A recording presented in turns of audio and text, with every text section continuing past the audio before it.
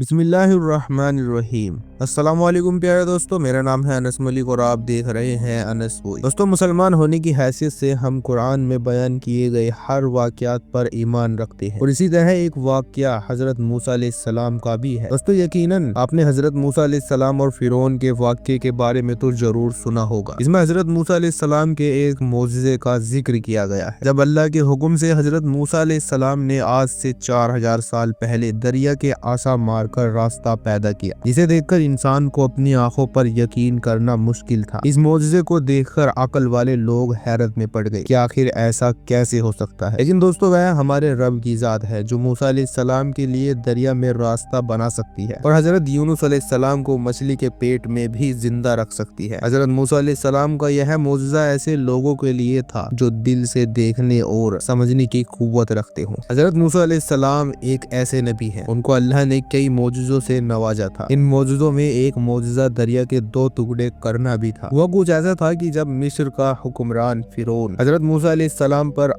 और बनी इसराइल के ऊपर जुल्म की हदें करना शुरू कर देता है तो और खुद को खुदा कहलवाने लगता है, तब अल्लाह ने हजरत मूसा अलैहिस्सलाम और उनके मानने वालों को मिस्र छोड़कर जाने का हुक्म दिया। मिस्र से जाने के लिए हजरत मूसा अलैहिस्सलाम अपने मानने वालों को लेकर बहरे अहर यानी कि रेड सी के किनारे पर पहुंच गए और जैसे ही फिरौन को हजरत मूसा अलैहिस्सलाम के जाने की खबर लगी तो वह अपना लश्कर लेकर उनका पीछा करने के लिए निकल पड़ा और दरिया के किनारे पर पहुंच गया ताकि मूसा अलैहिस्सलाम और बनी इसराइल को पकड़ सके। दोस्तों, बनी इसराइल को फिरौन का लश्कर पीछे आता नजर आ रहा था और यह वक्त इन लोगों के लिए बहुत ज्यादा मुश्किल था क्योंकि पीछे फिरौन मौत बनकर खड़ा था और आगे दरिया था। लेकिन यह सब देखकर भी हजरत मूसा अलैहिस्सलाम नहीं घबरा रहे थे क्योंकि उन्हें इल्म था कि इनका खुदा उन्हें इस मुश्किल में अकेला नहीं छोड़ेगा और कोई ना कोई रास्ता जरूर बना देगा। और बिल्कुल ऐसा ही हुआ। इसके बाद खुदा ने मूसा अलैहिस्सलाम पर वही भेजी और हुक्म हुआ कि आप अपना आसा दरिया में मारिए और जैसे ही आपने अपना आसा दरिया पर मारा, दरिया फट गया और इसके 2 टुकड़े हो गए और आपके जाने के लिए बीच में एक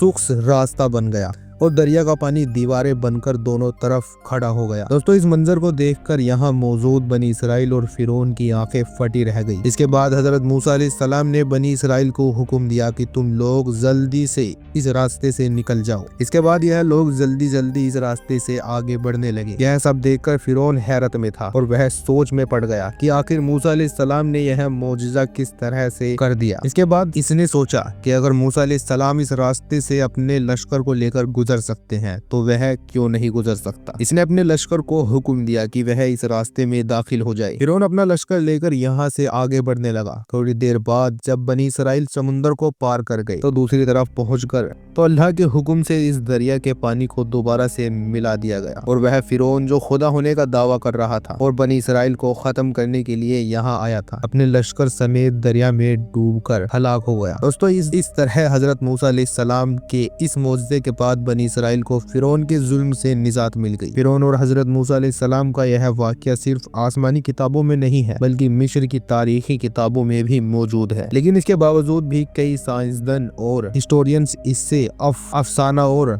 मनगढ़ंत कहानी बताते हैं। लेकिन फिर कुछ ऐसा हुआ जिसने सबको हैरान करके रख दिया। यहाँ पर रिसर्च करने आए कुछ माहिरीन को ऐसे सबूत मिल गए जिन्होंने इस बात को साबित कर दिया कि कुरान में बताया गया यह हजरत मूसा अलैहिस्सलाम और फिरौन का वाकया बिल्कुल सच है। दोस्तों, कुछ साल पहले रिसर्च की एक टीम समुद्र में खोजबीन करने के लिए यहाँ पर आई थी और यहाँ से जो कुछ मिला उसने इनकी नींदों को उड़ा कर रख दिया। असल में 2 रूसी खोजकर्ता होने जिनका नाम नोवल जिंगर और एडरसन है, उन्होंने अपनी तहकीक में बताया है कि आज से 4000 साल पहले मूसा अलैहिस्सलाम ने वाकई में समुद्र के 2 टुकड़े किए थे और उन्होंने अपनी इस रिसर्च को अपने इस आर्टिकल को bulletin of Russia academy science में लिखा था। इसमें बताया गया है कि उस दौर में बहरे अहर की सतह के करीब एक समुद्री चट्टान हुआ करती थी और इस जगह से जब हवा की रफ्तार और तूफान की ताकत का अंदाजा लगाया गया तो पता चला कि अगर हवा की रफ्तार 30 मीटर पर सेकंड होती तो यह तूफान को भी पछाड़ की ताकत रखती है, यानी कि उस वक्त जरूर चट्टान सामने आई होगी और हवा 30 सेकंड पर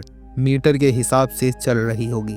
इसके नतीजे में चट्टान खुश्क होकर सामने आई होगी और यह सब कुछ अल्लाह के हुक्म से ही हुआ होगा। यानी कि फिरौन, जिसके लश्कर की तादाद तकरीबन 6 लाख थी, वह इस रास्ते को पार करने में कम से कम 4 घंटे का वक्त लगा था, जबकि पानी को आधे घंटे में ही वापस आ जाता था। नाज़रीन, इसके बाद साल 2012 में एक और रिसर्च की गई। इसके बाद दरिया के 2 हिस्सों हो जाने वाली सच्चाई और भी ज्यादा मजबूत हो गई। असल में इस साल स्वीडन के एक वैज्ञानिक डॉक्टर रेनोल्ड मोलर रिसर्च करने के लिए उस जगह पर पहुंचे। उन्होंने गोताखोरों को भेजना शुरू कर दिया ताकि इस वाकये की सच्चाई का पता किया जा सके। यहाँ जाने के बाद गोताखोरों को इसकी गहराई में आसार कदीमा की हैरत अंगेज चीजें देखने को मिली, जो कि दरिया की गहराई में पड़े हुए थे। दोस्तों, रिपोर्ट के मुताबिक बताया जाता है कि समुद्र की गहराई में आज भी टूटे फूटे रथ बिखरे पड़े हुए हैं। साथ ही साथ उनके आसपास हजारों साल पुरानी तलवारें भी मौजूद हैं। और सिर्फ यही नहीं, बल्कि इस जगह इंसानों और घोड़ों की हड्डियां भी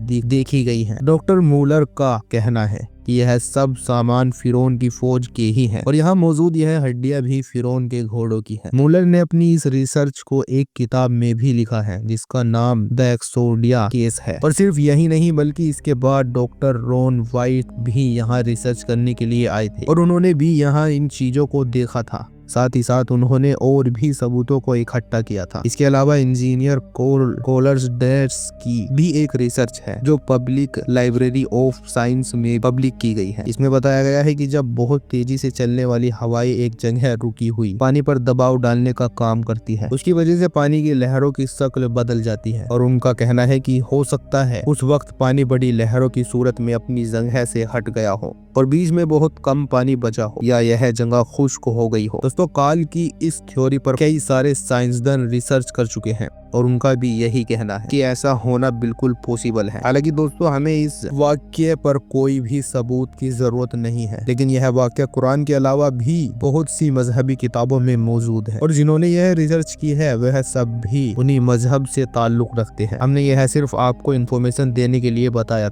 है, क्योंकि दोस्तों मौजज़ा होते ही वह है जिसको कोई अक्ल मान ही ना पाई। और हमें अल्हम्दुलिल्लाह किसी भी दलील की कोई ज़रूरत नहीं है। हमने ऐसी और भी इंफॉर्मेटिव वीडियो अपने चैनल पर डाली हुई है, आप उन्हें भी जाकर जरूर देखिएगा और कमेंट में अपनी राय जरूर लिख दीजिएगा और सुभान अल्लाह लिखना बिल्कुल मत भूलिए। हम मिलते हैं आपको ऐसी ही इंफॉर्मेटिव वीडियो के साथ। तब तक के लिए अस्सलाम वालेकुम व रहमतुल्लाहि व बरकातुहू।